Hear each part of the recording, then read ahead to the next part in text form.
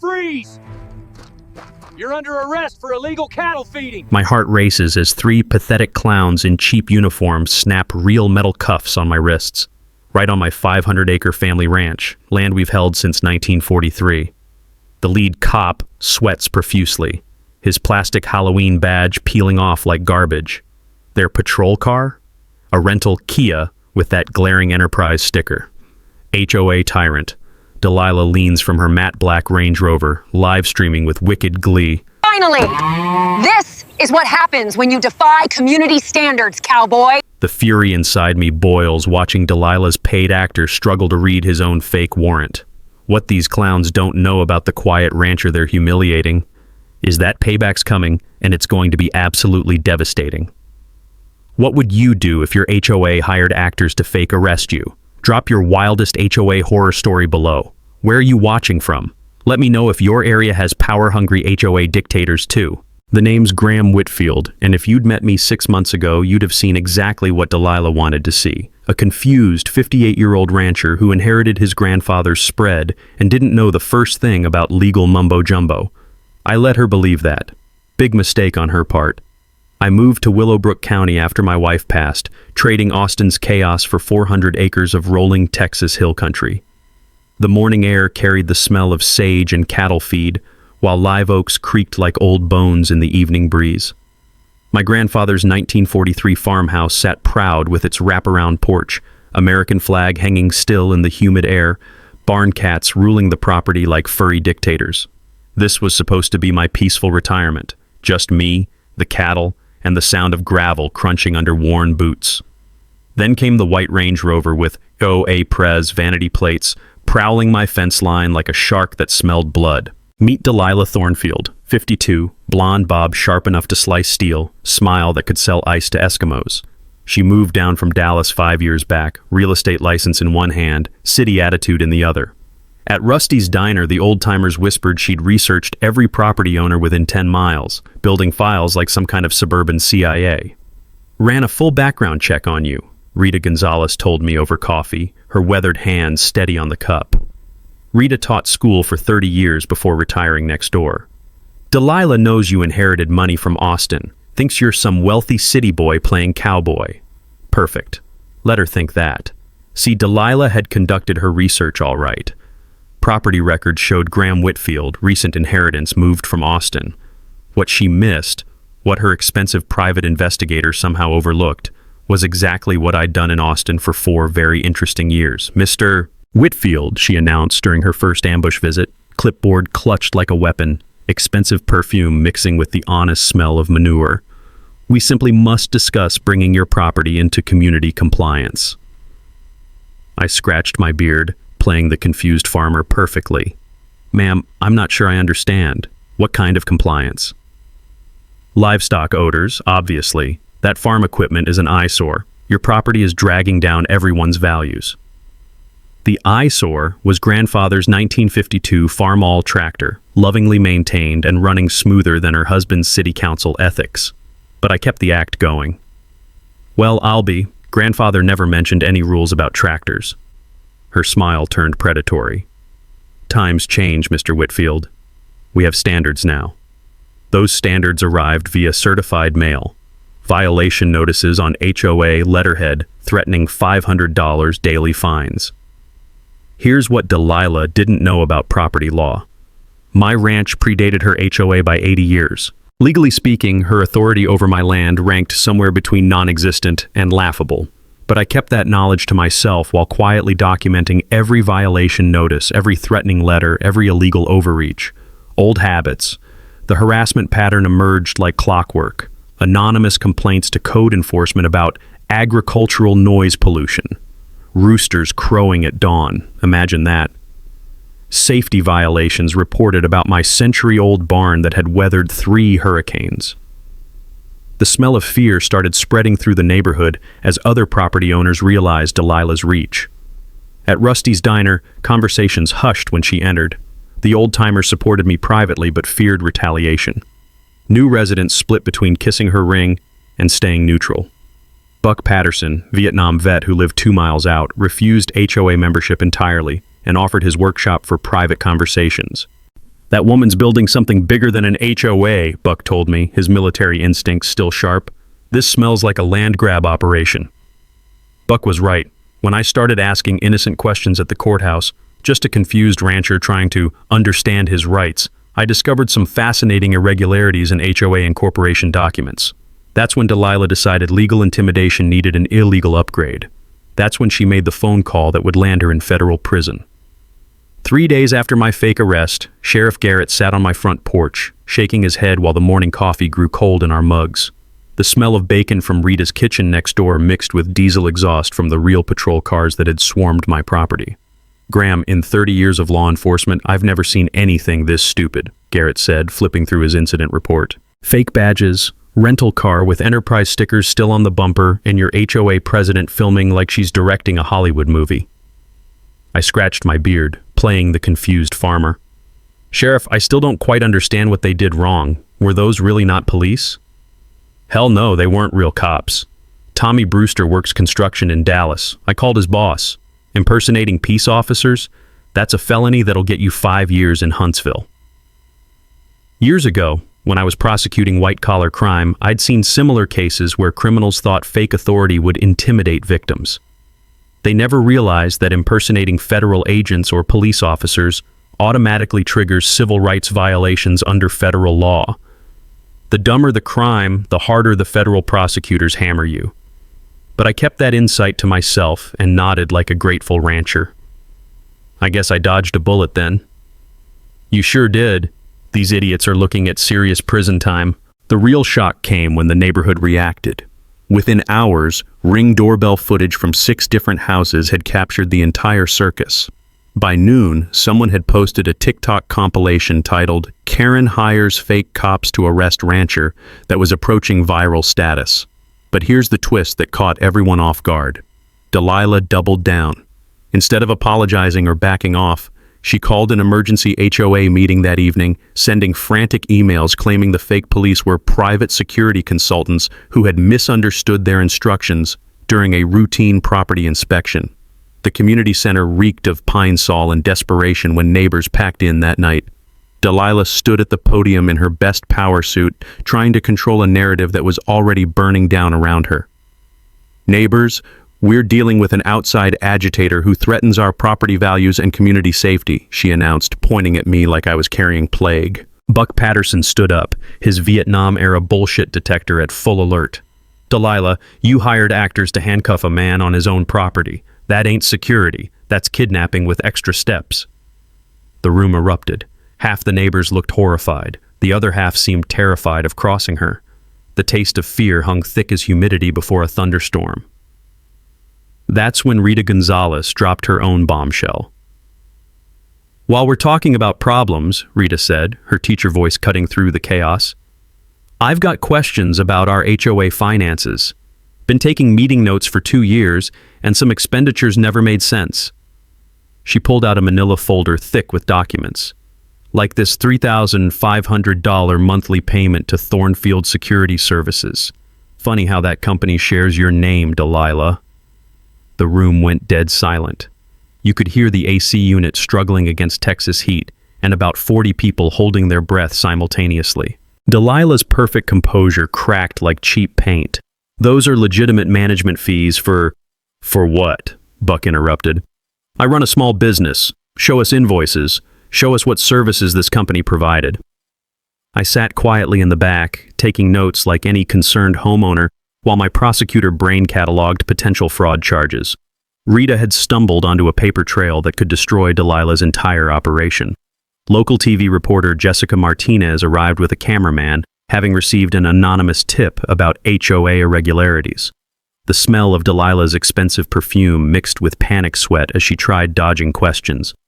Mrs. Thornfield, can you explain the fake police incident and these financial concerns neighbors are raising? No comment, Delilah snapped, gathering her papers with shaking hands. But the damage was done. After the meeting, neighbors clustered in the parking lot, sharing financial concerns and comparing HOA expenses that never added up. Rita's careful record-keeping had opened floodgates. Graham, she whispered as we walked to our cars, I think this woman's been stealing from us for years. The sound of gravel crunching under our feet mixed with distant conversations as neighbors realized they'd been played. Some were pulling out their own HOA documents, others making phone calls to spouses about getting an attorney. I drove home thinking about how criminal enterprises always collapse the same way. One loose thread, and dedicated people start pulling until the whole thing unravels. What Delilah still didn't realize was that she'd hired fake cops to arrest someone who'd spent 4 years putting people exactly like her in federal prison. The fake arrest was just the beginning of her problems. The next morning, Delilah went nuclear. I was feeding my cattle when diesel engines rumbled up my drive. 3 news trucks, Delilah's Range Rover, and a black BMW with Dallas plates formed a convoy of destruction aimed at my reputation. She'd hired a crisis management firm.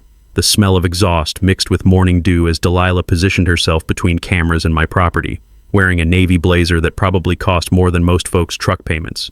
"This is exactly the health hazard I've been warning about," she announced to Channel 8 News, gesturing at my cattle like they were nuclear waste. "Mr. Whitfield's unsanitary agricultural operations threaten our children's safety. The groundwater contamination alone," I ambled over, coffee mug steaming, playing confused country boy to perfection. "Morning, folks. What's all the excitement about?" "Mr. Whitfield," the reporter said, "Mrs. Thornfield claims your ranch violates county health codes. Your response?" I scratched my beard thoughtfully. "Well, I reckon these cattle have been drinking from that creek since before there were health codes. Grandfather always said healthy cattle make for healthy land." Behind the cameras, Delilah's PR consultant scribbled notes frantically. Their background research had clearly missed some important details, like why certain Austin employment records seemed mysteriously incomplete. "Mrs. Thornfield," I said with folksy politeness, "I'm still puzzled about those fake police officers. When you hired them, did you know they weren't real cops?" Her consultant's face went sheet white. On live television, I'd just connected her directly to felony charges she was desperately trying to escape. "Mr. Whitfield obviously doesn't understand modern security protocols," Delilah stammered, but sweat was beading on her forehead despite the cool morning air. By noon, the neighborhood was buzzing. Ring doorbells captured news crews interviewing random homeowners, most expressing shock at the escalating conflict. The sound of anxious phone calls drifted from open windows as property values became the hot topic at every kitchen table. Buck Patterson stopped by after the media circus left, bringing the distinct aroma of motor oil and common sense. "Graham, that woman's lost her damn mind. Calling news crews on a neighbor? That's some next-level crazy right there." After the circus left, I drove to the courthouse for some confused rancher research. Rita met me there, armed with manila folders and the determination of a teacher who'd caught students cheating. The courthouse basement smelled like dust and decades of buried secrets as we spread documents across a research table. "Graham, honey, I found something big," Rita whispered. "Delilah's been running a shell company operation that'd make the mafia jealous." "Yes, sir. She showed me bank statements that traced a beautiful money laundering scheme. HOA pays Willowbrook Property Management $4,500 monthly. That company immediately pays Thornfield Consulting $200. Same Dallas P.O. box for both companies. I studied the papers, my prosecutor brain cataloging fraud charges while maintaining my amateur act. "Rita, this looks like straight-up theft." "Gets worse. Remember that $850 emergency drainage assessment we all paid last year? The contractor on the invoice doesn't exist. Phone numbers disconnected." During my attorney general days, I'd prosecuted financial schemes more sophisticated than this amateur operation. Delilah had gotten sloppy, confident her neighbors were too trusting or intimidated to investigate. Fatal mistake. Then Rita dropped the bombshell that changed everything. "Graham, look what I found buried in the corporate filings." Her hands trembled slightly as she spread out partnership documents. "Willowbrook Holdings, LLC, registered to Delilah's Dallas address. They've got a signed contract with Meridian Development for a $50 million luxury subdivision." The taste of adrenaline hit my mouth as pieces clicked together. "Where's this subdivision supposed to be built?" She unfolded a survey map that made my blood run cold. The proposed development covered 600 acres of prime hill country, with my 400-acre ranch sitting dead center like a bullseye. Jesus Christ, Rita, she's been planning to steal my land from day one. The HOA harassment, the fake police, the media campaign, none of it was about neighborhood standards. It was psychological warfare designed to force me into selling or create legal pretense for condemnation proceedings. But here's the twist that would destroy her. Environmental impact studies were already completed.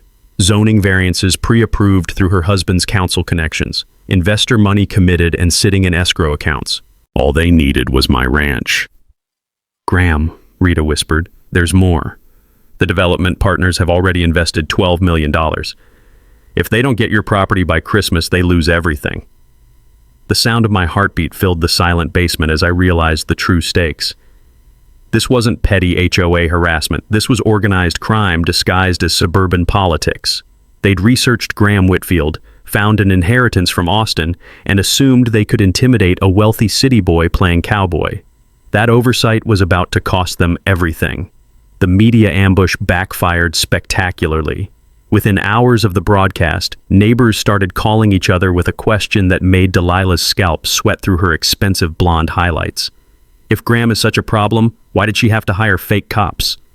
Local Facebook groups exploded with Ring doorbell compilations showing 3 years of Delilah's harassment campaigns. The smell of desperation was stronger than Rita's morning coffee as former HOA supporters began publicly questioning their president's judgment. But Delilah wasn't finished. She made a move so brazenly stupid it belonged in a criminal law textbook. She hired private investigators. I was fixing fence posts when a black Suburban with tinted windows parked across from my gate. Amateur hour surveillance, the kind that screams, "We're watching you," instead of actually watching. The PI team spent 3 days photographing my cattle, measuring my fence lines, and interviewing neighbors about my background and criminal history. They talked to Rita, Buck, even the mailman. Every conversation ended the same way. Graham Whitfield, clean record, quiet neighbor, inherited Austin money, moved here for peace after his wife died. What they couldn't access were certain employment records that get sealed when you work in sensitive government positions. Their background check hit bureaucratic walls that frustrated rather than informed them. Meanwhile, Rita and I kept digging at the courthouse, playing concerned citizens, asking innocent questions about understanding our rights. The clerks loved helping the sweet retired teacher and polite rancher navigate complicated legal stuff. That's when we struck pure gold. "Graham," Rita whispered, spreading documents across our research table like she was revealing nuclear secrets. "I found the original HOA incorporation papers filed with the county. They're completely different from what Delilah submitted to the state." The taste of justice was already sweet as I studied the paperwork. Classic amateur fraud. She'd filed one version locally, a different version with state authorities, and kept a third version for internal use.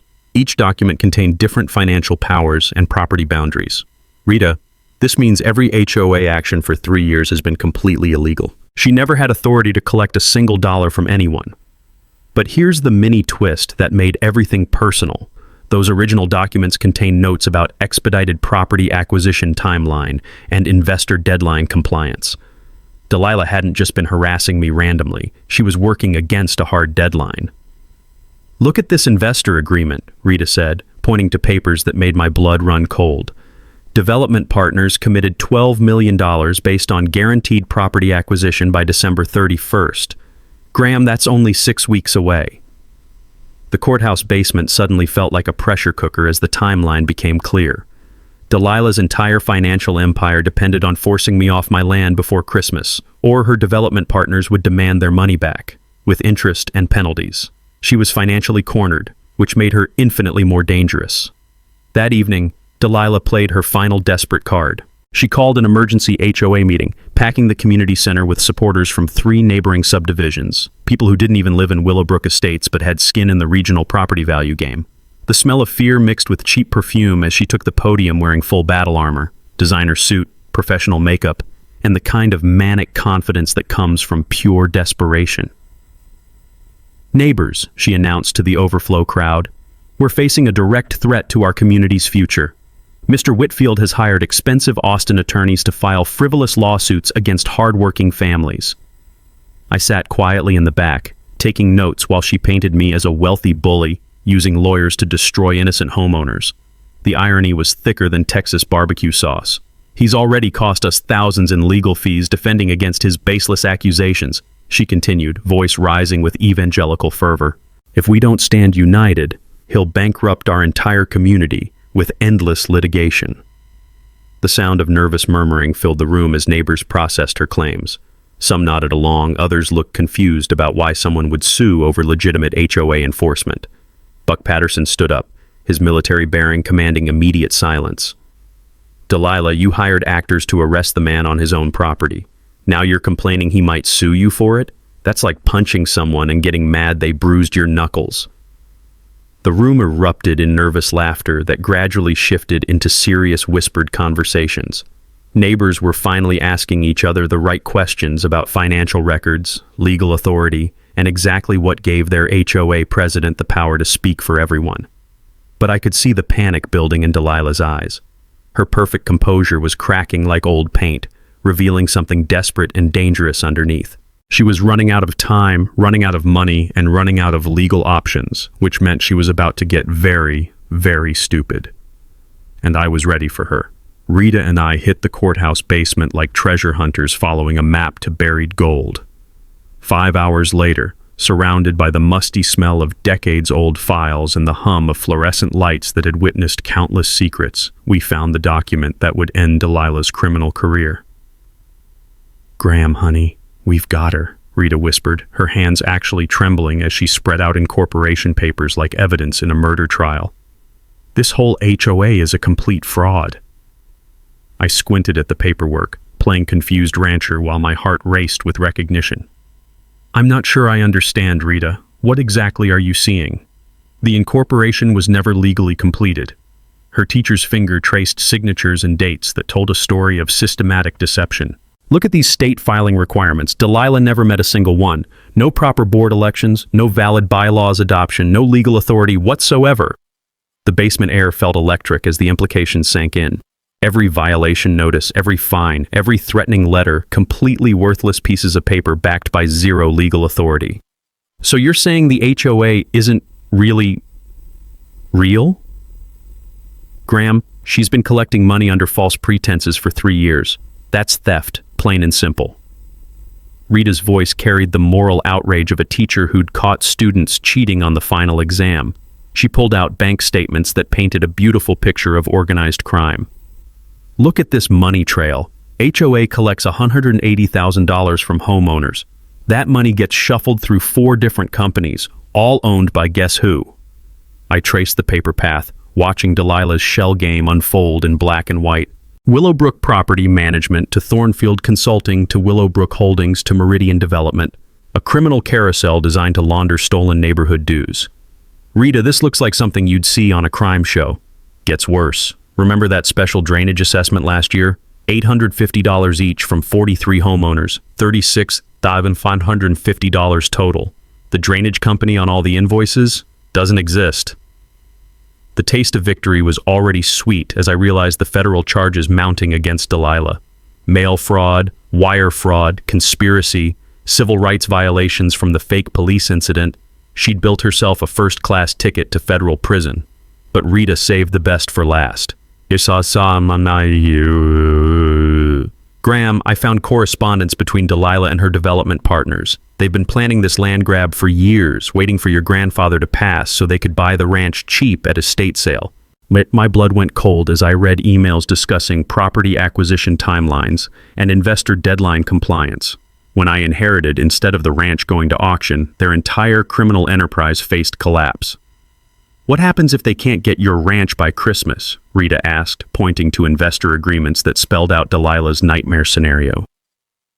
"Development partners can demand full refund plus 15% penalties. She'd owe them over $14 million. The sound of papers rustling mixed with my heartbeat as I realized why Delilah had gotten so desperate, so reckless. She wasn't just trying to steal my land, she was fighting to avoid financial annihilation. "Rita, we need to get this information to the authorities. This is bigger than local harassment." "FBI?" she asked, wide-eyed. "Has to be.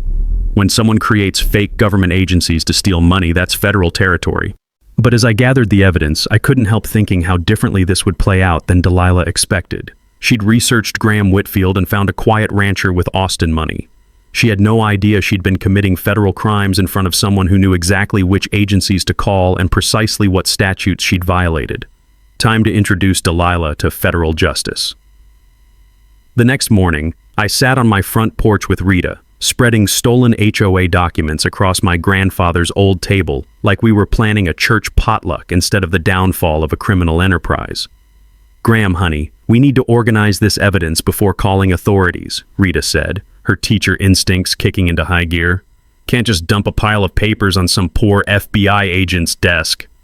The smell of bacon drifted from her kitchen while I mentally cataloged federal violations, maintaining my confused rancher act. "You're right, Rita. I've been reading about financial crimes at the library, and apparently there are specific ways to document everything properly. During my Attorney General days, I'd learned that the strongest cases built themselves through meticulous evidence organization. Prosecutors love defendants who document their own crimes, and Delilah had been beautifully thorough in her record-keeping. Buck Patterson arrived with his morning coffee and a toolbox that rattled with more than just hammers. "Thought you might need help securing evidence," he said, pulling out a digital camera that belonged in a spy movie. "Military taught me a thing or two about documentation." Rita looked puzzled. "Buck, where'd you get equipment like that?" "Amazon, Rita. Amazing what you can buy these days." Buck winked at me, suggesting he knew more about evidence collection than he was letting on. The sound of Delilah's heels clicking frantically across her marble floors had become our neighborhood's morning soundtrack. Through Buck's telephoto lens, we could see her shredding documents and making desperate phone calls to Dallas attorneys. "Woman's having a full meltdown," Buck observed, adjusting his surveillance position. "Been up all night moving boxes to storage units." "Perfect. Criminals under pressure make career-ending mistakes." "Rita, I've been researching federal fraud statutes," I said, pulling out library books that I'd supposedly used to educate myself. "Turns out when someone uses mail or electronic transfers to steal money through fake organizations, federal prosecutors can charge them under something called RICO laws." Rita scribbled notes like she was preparing for final exams. "What's RICO mean?" "Racketeer Influenced and Corrupt Organizations Act," I explained, careful to sound like I'd just learned this myself. "Basically, when criminals create fake businesses to commit multiple crimes, federal law treats the whole operation as organized crime." Knowledge nugget seamlessly woven in. What I didn't tell Rita was that RICO cases carry mandatory minimum sentences and allow prosecutors to seize all assets connected to the criminal enterprise. When you're building a fraud case, federal RICO charges don't just put criminals in prison, they take everything they own. The annual HOA meeting was scheduled for Friday evening, perfect timing for maximum community impact. Rita had already reserved the community center and invited every property owner within 5 miles. "I called Channel 8 News," she announced proudly.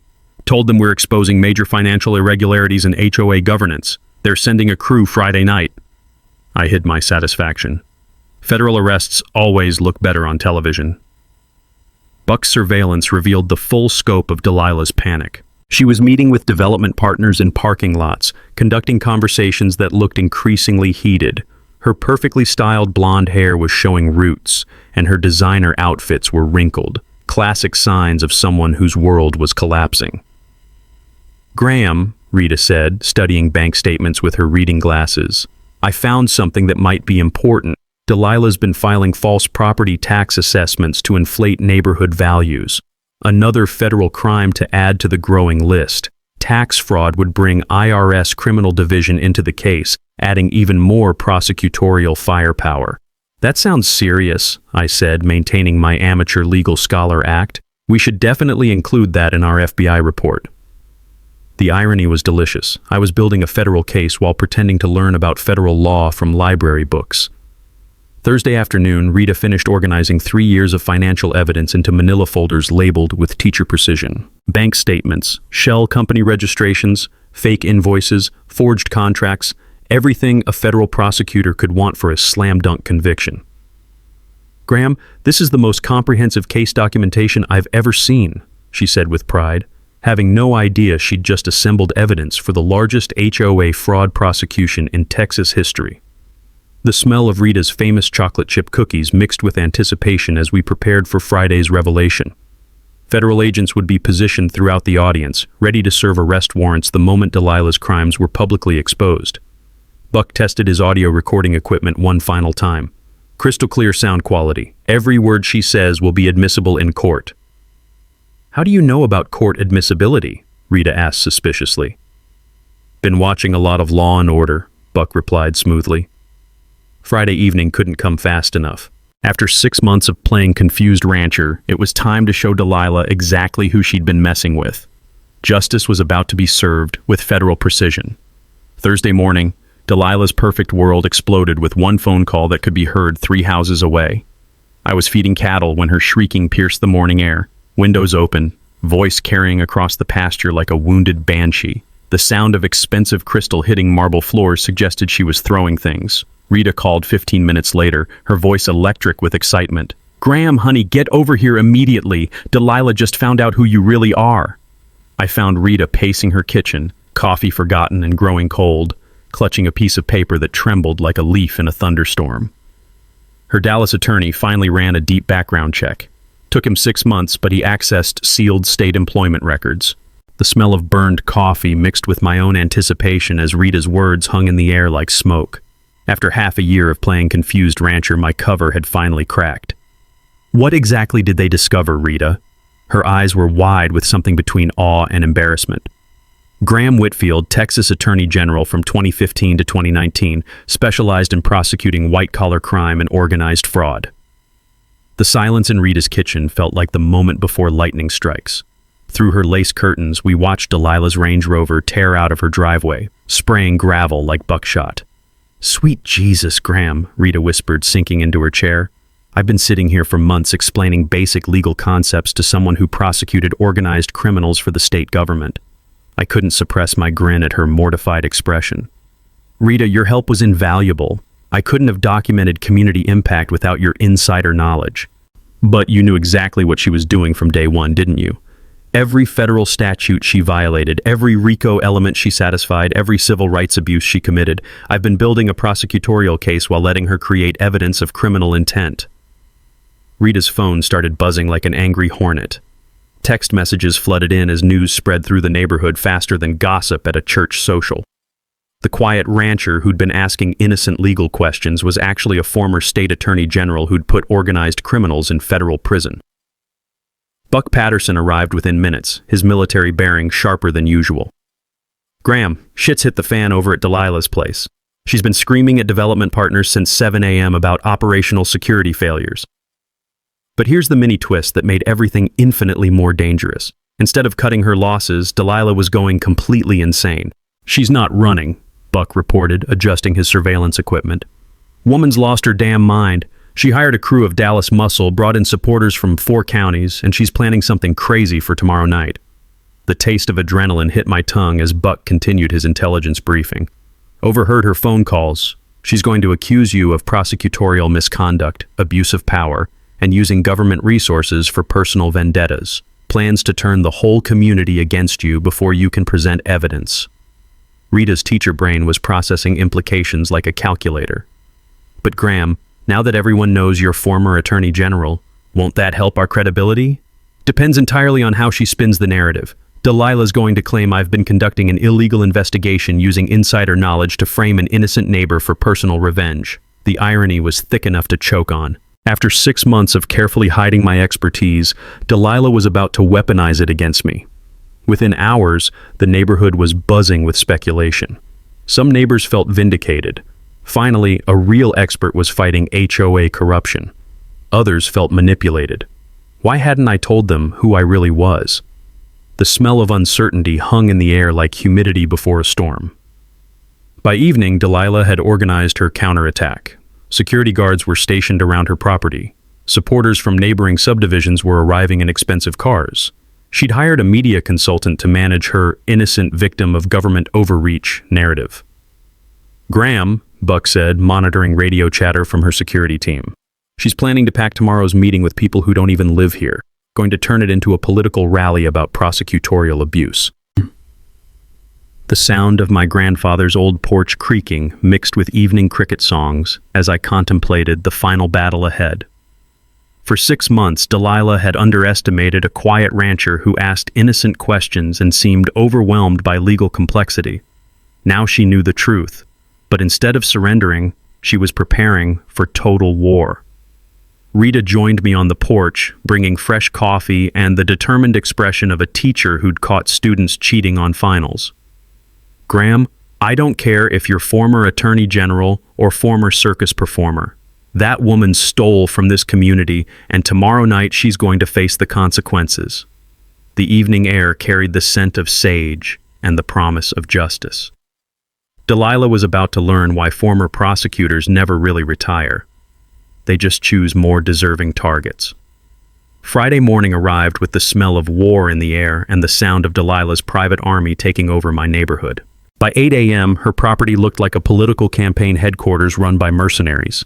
Black SUVs with Dallas plates, a mobile command center disguised as a catering truck, and enough security personnel to overthrow a small government. The woman had completely snapped. "Graham," Buck reported through binoculars, his voice carrying the tension of a soldier spotting enemy movement. "She's brought in professional agitators. These aren't concerned neighbors. These are paid protesters with riot experience." The taste of morning coffee turned bitter as I watched Delilah directing her hired army like Napoleon planning Waterloo. She wore a white power suit that probably cost more than my annual cattle feed, gesturing dramatically while her media consultant filmed practice sound bites. Rita arrived with a casserole dish and the grim expression of a teacher facing her worst classroom nightmare. "Graham, honey, half our neighbors are too scared to attend tonight. Delilah's been calling folks all morning claiming you're abusing government power to destroy innocent families. But here's the mini twist that changed everything." My phone rang with news that made my blood run cold. "Graham Whitfield?" The voice was professional, official. "This is Detective Morrison, Austin PD Internal Affairs. We've received allegations that you're conducting unauthorized investigations using state resources. You need to cease all activities immediately pending our investigation." The sound of my own heartbeat filled my ears as the implications sank in. Delilah hadn't just hired muscle. She'd convinced Austin authorities that I was abusing my former position. "Detective, I retired 2 years ago. I have no access to state resources." "Sir, we have documented evidence of you using government contacts and sealed information for personal vendettas. Any further activity could result in criminal charges." After hanging up, I stared at Rita and Buck, feeling like a prosecutor who'd just been disbarred on the courthouse steps. "They've neutralized me," I said quietly. "If I present evidence tonight, Delilah can claim I obtained it illegally using government connections." Rita's face went pale. "But Graham, all our evidence is legitimate. We found everything through public records." "Doesn't matter. She's created reasonable doubt about my methods. Any federal prosecutor would have to drop charges rather than risk a case built by someone under internal affairs investigation." The smell of defeat was stronger than Rita's burned coffee as we realized Delilah's final strategy. She couldn't beat the evidence, so she'd made the messenger legally radioactive. Buck's radio crackled with intercepted communications from her security team. "Package neutralized. Proceed with crowd control operations." "Graham," Buck said grimly, "they're not just planning to disrupt the meeting. They're planning to arrest you on federal charges." My phone buzzed with a text that made everything clear. "Mr. Whitfield, FBI Special Agent Thompson, we've been ordered to stand down pending internal affairs review, cannot provide backup tonight, suggest you avoid public appearance." The federal cavalry I'd been counting on had just been called off by bureaucratic maneuvering that would make Machiavelli proud. "Rita," I said, feeling older than my years, "maybe we should postpone this. Without federal support and with internal affairs breathing down my neck." "Absolutely not." Rita's teacher voice carried the steel of someone who'd faced down bullies for 30 years. "Graham, you might be former attorney general, but I'm a retired educator who's documented criminal behavior. These are my neighbors, my community, and my evidence." The afternoon sun felt different as neighbors started choosing sides based on fear rather than facts. Delilah's media campaign was working. Half the community now believed I was a corrupt ex-politician abusing power for personal revenge. Buck's surveillance revealed the final twist.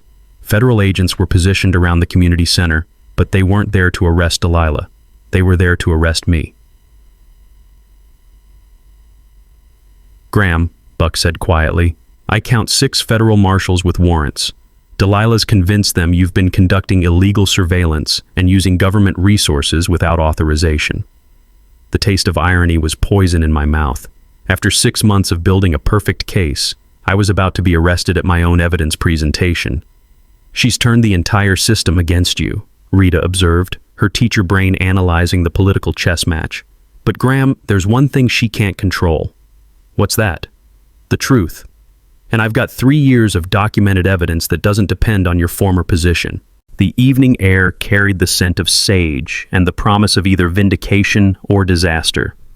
As the sun set over grandfather's land, I faced a choice: hide and let Delilah win, or walk into a trap and trust that truth was stronger than politics. Rita grabbed my arm with surprising strength. Graham, former Attorney General or not, you're still the man who refused to let bullies steal his family's land. Time to find out if that was enough. The community center looked like a courtroom designed by someone having a nightmare. 200 people crammed into a space meant for half that number, with Delilah's paid supporters controlling the front rows like a jury she'd handpicked. The smell of tension mixed with cheap cologne from her Dallas security team, who stood at every exit wearing earpieces and expressions that suggested they'd rather be anywhere else. Federal marshals positioned themselves along the walls, not to protect me, but to arrest me the moment I stepped out of line. I walked in wearing my grandfather's old church clothes, looking like exactly what Delilah wanted everyone to see: a washed-up politician trying to relive his glory days by bullying suburban neighbors. "There he is," Delilah announced from the podium, pointing at me like I was carrying plague. "The corrupt former attorney general who's been abusing government power to terrorize our community." Her supporters erupted in orchestrated outrage, while real neighbors sat in stunned silence. The sound of artificial anger filled the room like smoke from a house fire. But then Rita Gonzalez stood up. "Delilah," she said in her teacher voice that could silence a cafeteria full of teenagers, "I think folks deserve to hear some facts before we start throwing accusations around." "Mrs. Gonzalez," Delilah replied with saccharine condescension, "I know Graham has manipulated you with his government connections, but—" "Honey," Rita interrupted, "I've been teaching for 30 years. I know manipulation when I see it, and it's standing right behind that podium." Rita walked to the front of the room carrying her manila folders, like weapons of mass destruction. "Y'all want to know about corruption? Let me show you 3 years of financial records that'll curl your hair." The room went dead silent, except for the hum of air conditioning struggling against the heat of too many bodies and too much tension. "This woman," Rita announced, spreading bank statements across the table like she was dealing cards, "has been stealing from every family in this neighborhood through fraudulent HOA operations." Delilah's media consultant looked panicked. This wasn't in their script. "Mrs. Gonzalez is obviously confused by complex financial," Delilah began. "Confused?" Rita's voice carried 30 years of dealing with lying teenagers. "Honey, I can read bank statements just fine, and these show you've embezzled over $180,000 through fake companies." And murmurs rippled through the crowd as neighbors leaned forward to see the evidence. The smell of fierce sweat was overpowering Delilah's expensive perfume. Buck Patterson stood up from the back, his military bearing commanding immediate attention. "Rita's right. I've got 3 years of surveillance footage showing this woman's criminal activities." "Surveillance?" Delilah shrieked.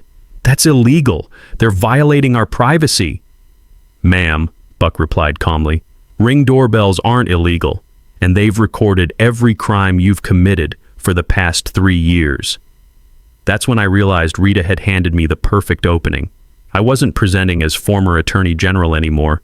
I was just a neighbor supporting evidence gathered by concerned citizens. I stood up, feeling every eye in the room focus on me like lasers. "Folks," I said in my calmest voice, "I know Delilah's trying to make this about my background, but the evidence speaks for itself, regardless of who's presenting it."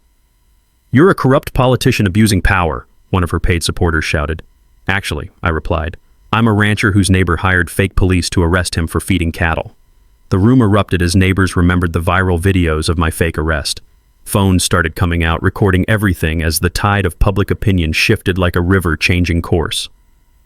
"The fake police incident was a misunderstanding," Delilah screamed, her composure cracking like old paint. "A misunderstanding?" Rita laughed. "Honey, you hired actors to impersonate federal officers. That's not a misunderstanding, that's a federal felony." Delilah's security team started moving toward the exits as they realized this wasn't going according to plan. The federal marshals looked confused. Their target was supposed to be the problem, but the evidence being presented was devastating their investigation's foundation. Then came my mic drop moment. "Delilah," I said, my prosecutor voice cutting through the chaos like a knife through butter, "you spent 6 months researching Graham Whitfield and missed the most important detail." She stopped screaming, frozen like a deer in headlights. You found out I was Attorney General, but you never bothered to check what kind of cases I specialized in. I paused, letting the silence build. I spent 4 years prosecuting organized crime, racketeering, and financial fraud. You didn't just pick a fight with a rancher, you declared war on someone who's put hundreds of criminals exactly like you in federal prison. The room exploded as cameras flashed and federal marshals suddenly realized they were in the wrong place, arresting the wrong person. Delilah's world collapsed in real time as justice finally found its target. 6 months later, I sat on my grandfather's restored porch watching the sunrise paint the Texas hills gold, while the smell of Rita's famous coffee drifted across the pasture with the morning breeze. Delilah Thornfield was serving 18 months in federal minimum security prison. Not the 25 years I'd originally hoped for, but enough to destroy her criminal empire permanently. Her husband Bryce lost his city council seat and law license, currently working at a Dallas car dealership and probably rethinking his life choices.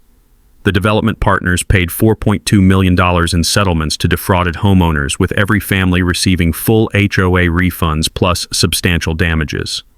The proposed luxury subdivision was permanently canceled, protecting 600 acres of prime hill country from concrete and strip malls.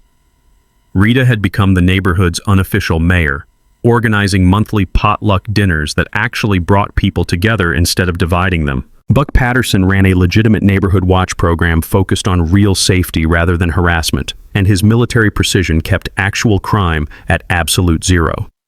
The community center that hosted Delilah's downfall now housed my new project, the Whitfield Rural Defense Fund, providing free legal assistance to property owners facing HOA abuse nationwide.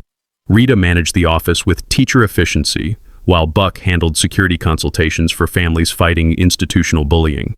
"Graham," Rita called from her kitchen window, "Channel 8 News wants another interview about the congressional testimony next week."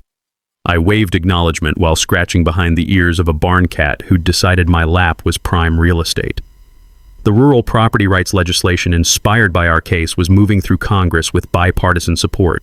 Amazing what happens when politicians realize HOA corruption affects both red and blue districts. My phone buzzed with emails from attorneys across the country requesting consultation on similar cases. Apparently, former prosecutors who specialize in taking down corrupt HOAs were in high demand. Who knew? The ranch itself had become a model for sustainable agriculture and community cooperation. Solar panels powered the operation completely, while the restored farmhouse hosted weekend workshops teaching constitutional property rights to rural landowners. But the real victory was personal healing.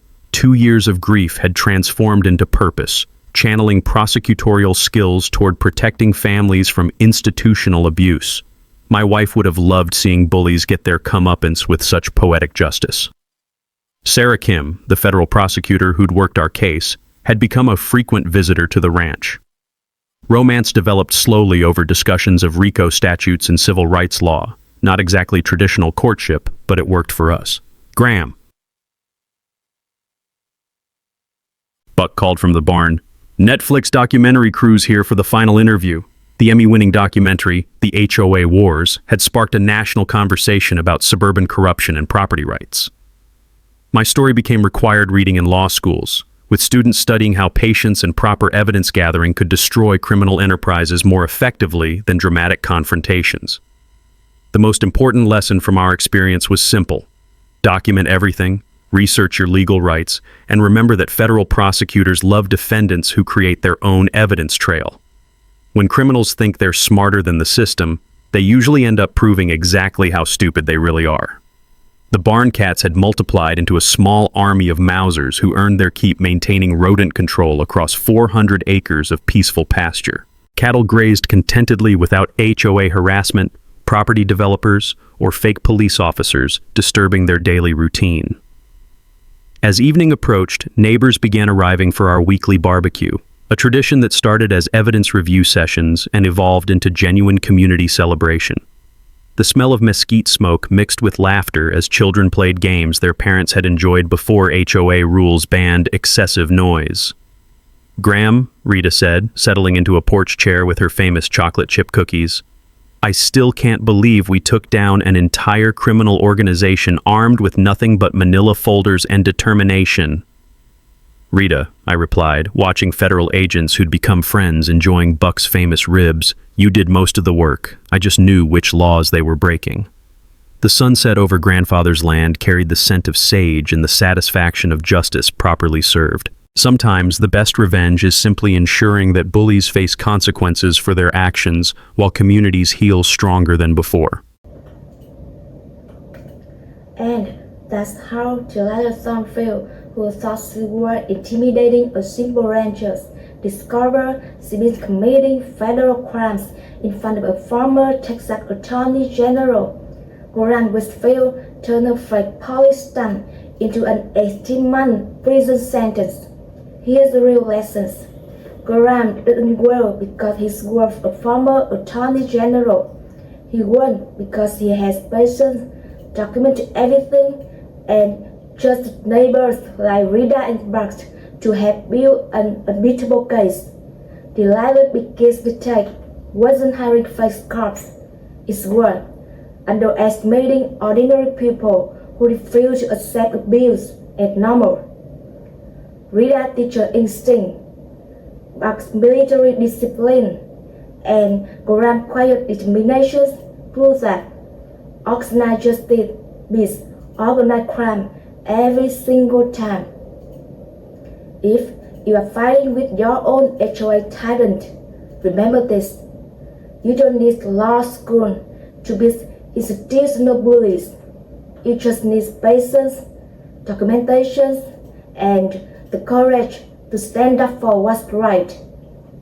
How far would you go to protect your family land from neighborhood dictators? Drop your HOA owner stories in the comments. Your experience might be my next video. Hit subscribe for more stories where justice gets served with federal precision. Sometimes the quiet neighbor you are messing with is exactly the wrong person to pick a fight with.